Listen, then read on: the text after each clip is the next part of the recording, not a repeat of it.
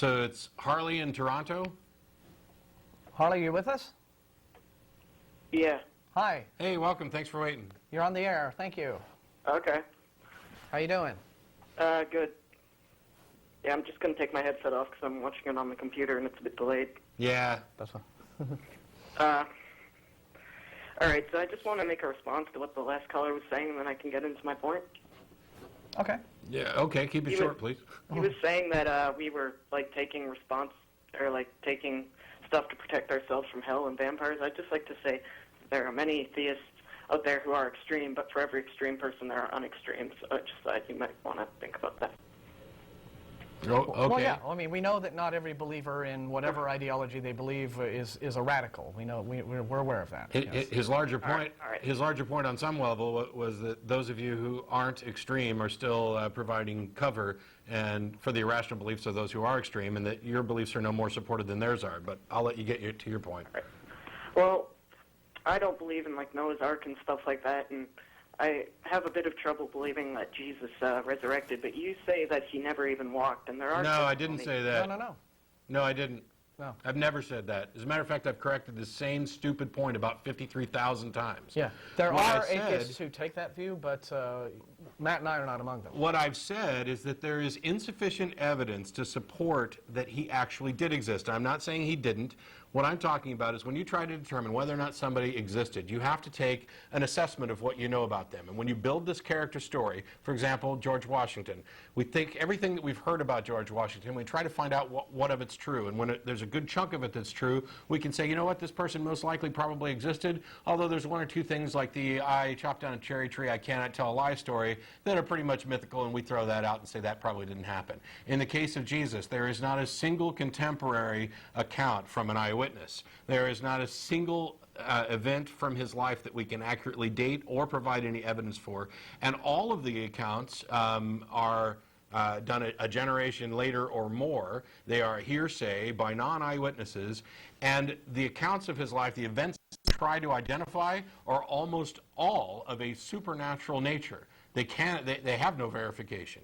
That's what I've said. I've said repeatedly, there may very well have been, as a matter of fact, I think it's likely that there may have been some itinerant Jewish rabbi or teacher named Yeshua around that period of time that is essentially the core of the story. But what the Bible records of his life and words and deeds, there's nothing, no evidence to say that that is reliable.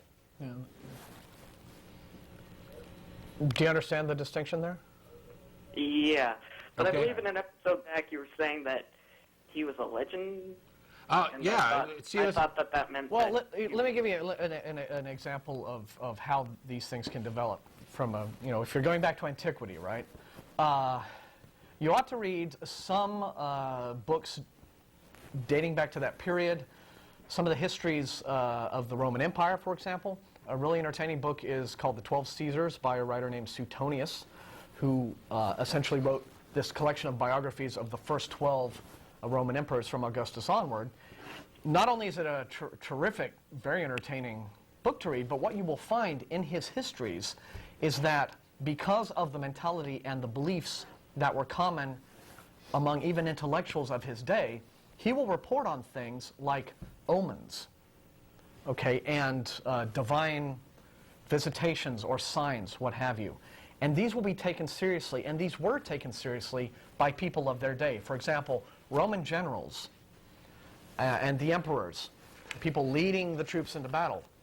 Stories would circulate among the legionnaires and the centurions about how a hawk came down from the sky and circled their general's head 3 times and took a poop on his helmet, and this signifies whatever. Or they would read the entrails of a goat.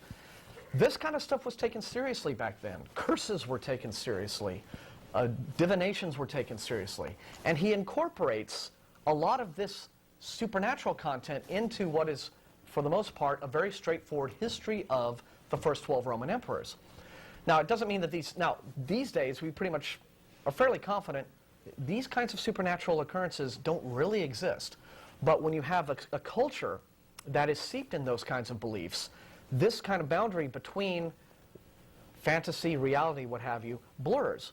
And so it is no wonder that a similar story or set of stories might emerge from a figure like Jesus, an itinerant Jewish rabbi who developed a following, became something of a rabble-rouser, a thorn in Rome's side, as it were, and from that point on, the legend kind of develops. So it's not to say that the character, the person himself, Jesus Christ or Yeshua, or whatever his original name is, was not a historical person in any way, shape, or form. But what it means is, like a lot of the stories that were circulating about Roman generals and emperors and other famous people of the day, the reality of his life got mingled in with myth and legendary, and people would just build the stories and build upon them, and that's essentially what happens.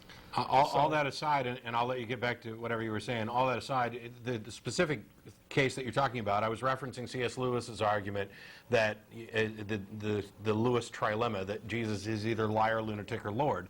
And my only point was that he left off another L option, which is legend. It's there as an option. I didn't say which one I necessarily accept. I think I lean more towards lunatic. Hmm. Yeah. Well, I believe you have just defeated me. But I will Cool. be back. Have a nice day. Feel free to call back anytime you have something else. I mean, I'm sure there are plenty of areas where we disagree, and you know, but I'm glad at least we cleared it up, that you're not sitting there thinking that I'm asserting that, you know, Jesus never existed. I'm not doing that, and I'm not saying there absolutely is no God and I know this. I wouldn't say that. What I'd say is there's probably not a God. I see no evidence for one, and until somebody gives me reason to, I'm not believing. Well, just as long as you don't completely disrespect me, and I'll see you. Thanks, Harley.